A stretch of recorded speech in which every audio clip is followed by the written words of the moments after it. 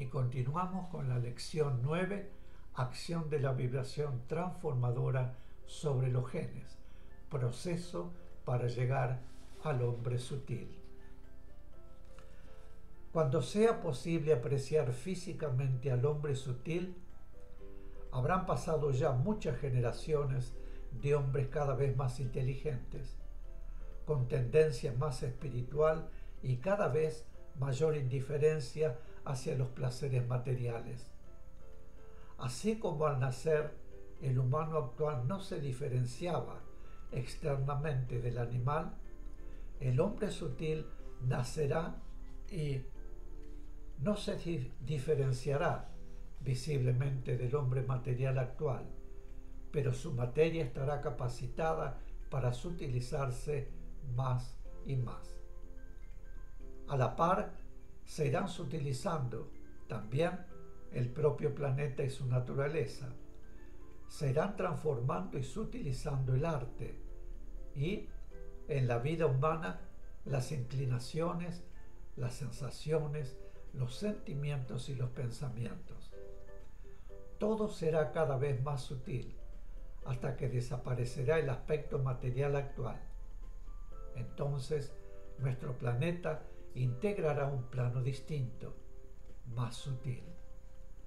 Toda la materia en la Tierra será más sutil porque estará conformada por energía en un punto de menor densificación, y ello proporcionará a los animales y a los vegetales materias más sutiles, en armonía con el aspecto espiritual más sutil, por menos involucionado, que deberá experimentar en los reinos de la naturaleza.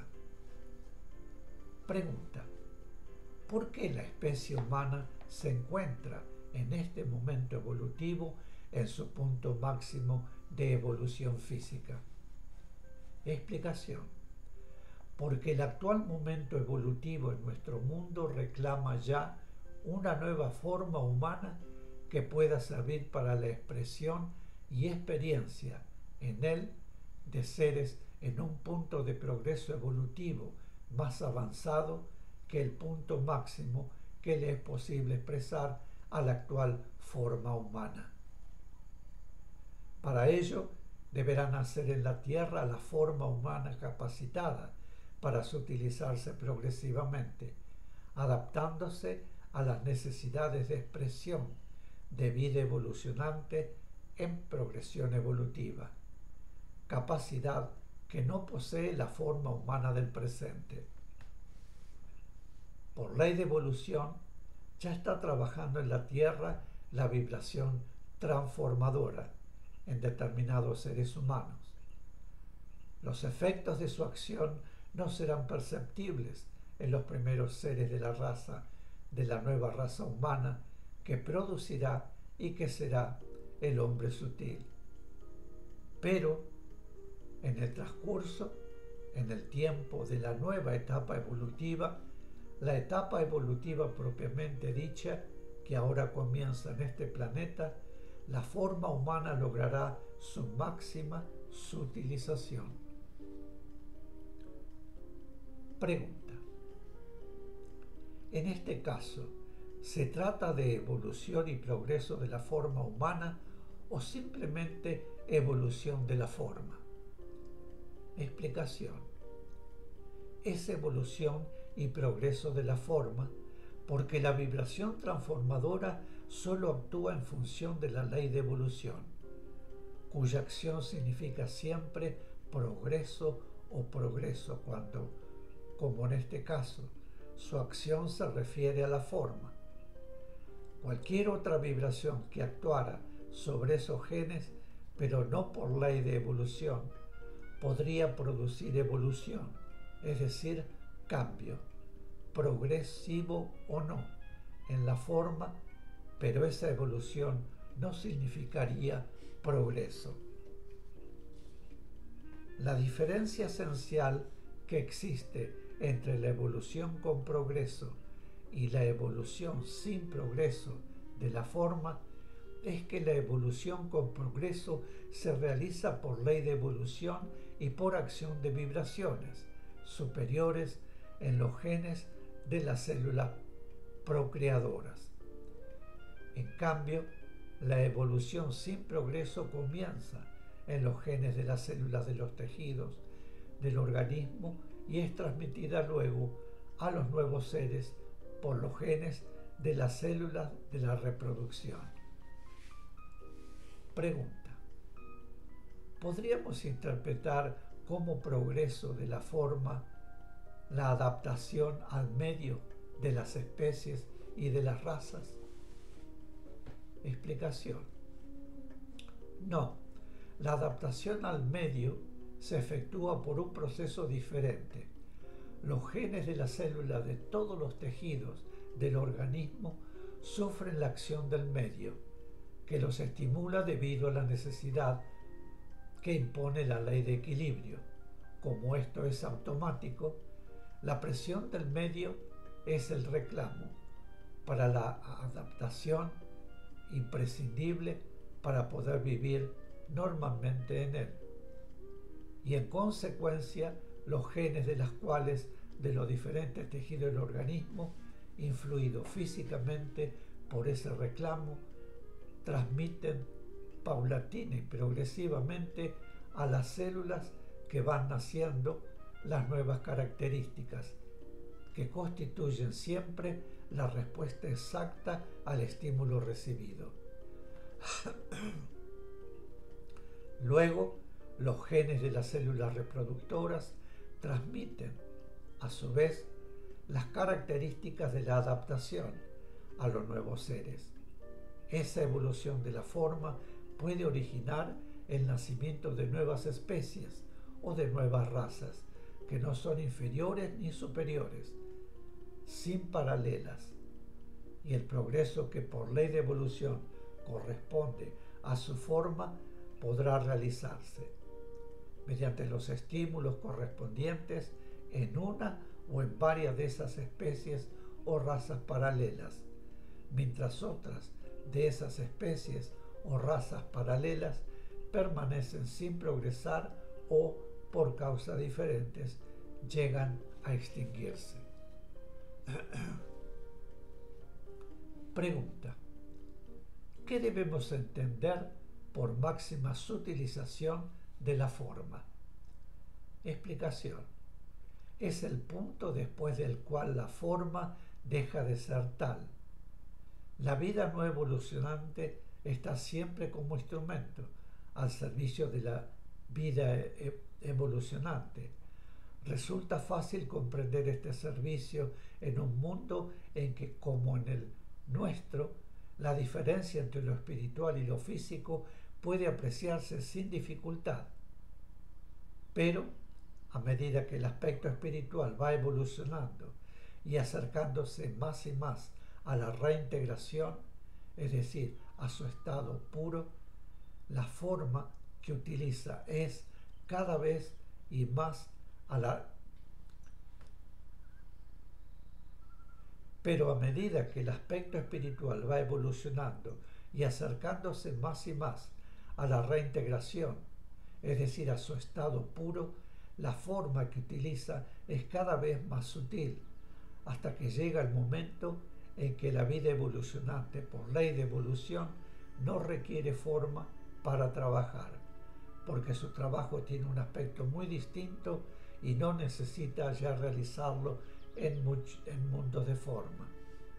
Para ello deben haber sido logrados los aspectos determinados por la ley de evolución, para que se produzca la sutilización progresiva de la materia en adaptación a la vida evolucionante en vibración, cada vez más sutil, que debe utilizarla hasta llegar al punto en que la vida evolucionante no requiere ya para su acción forma material alguna, sino energía.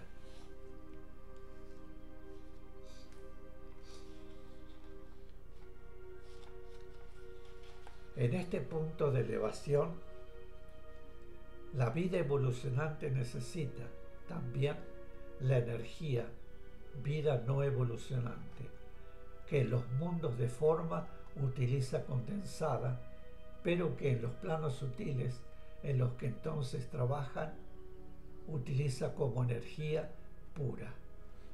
¿Significa esto que la energía o vida no evolucionante que evoluciona, es decir, que es susceptible de densificarse y luego sutilizarse, es siempre el instrumento de la vida evolucionante? Y por eso se dice que el aspecto de vida no evolucionante acompaña y sirve a la vida evolucionante.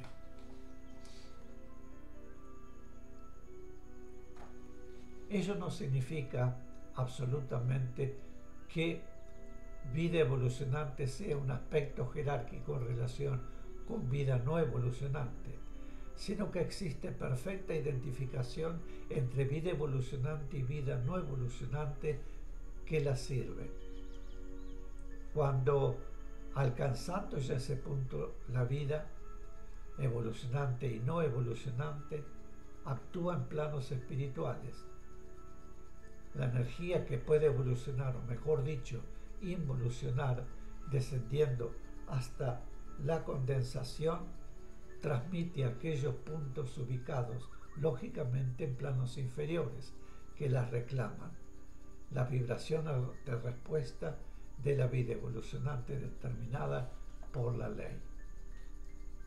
Por lo tanto, la vida no evolucionante que evoluciona en el vehículo de expresión de las vibraciones de la vida evolucionante no encarnada para su acción jerárquico-amorosa en aquellos planos evolutivos inferiores, así como es el espíritu mento en los planos de forma, cuando la vida evolucionante encarna.